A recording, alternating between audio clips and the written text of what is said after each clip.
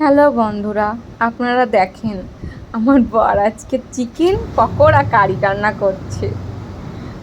আর কিভাবে করছে, প্রথমে তেল দিয়ে দিল, এবার যেগুলো লাগবে সব গুছিয়ে নিল। এখন দিয়ে দিচ্ছে পেঁয়াজ, পেঁয়াজটা ভালো করে ভাজবে। এখন ভাজাভাজি করছে, ওর মধ্যে দিয়ে দিল আদা রসুনের পেস্ট। এবার দিচ্ছে জিরে গুঁড়া, এরপর দিল লঙ্কা গুঁড়া, এবার দেবে এটা ছোট্ট টমেটো, সাথে টিস্যুটা চলে যাচ্ছিল।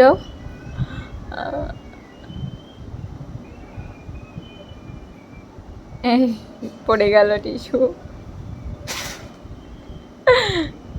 তারপর নাড়াচাড়া করে ভালো করে কষিয়ে নিচ্ছে আলু দিয়ে,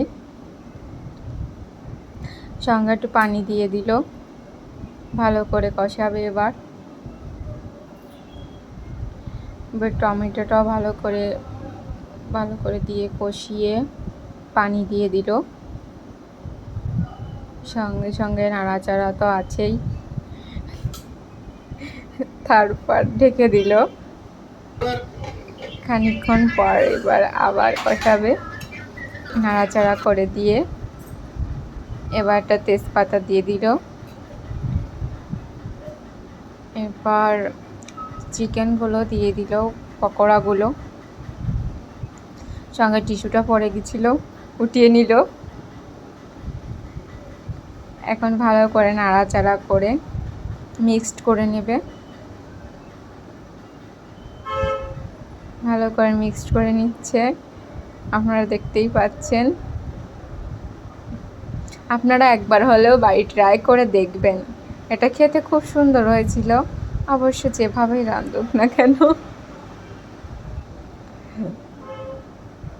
এখন নাড়াচাড়া করে ভালো করে কষিয়ে নিচ্ছে পকোড়াগুলোর সঙ্গে।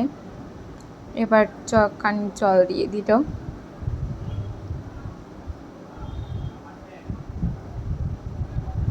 ভালো করে একটু নাড়িয়ে মশলাগুলো খুব মিক্সড করে এবার ঢেকে দেবে।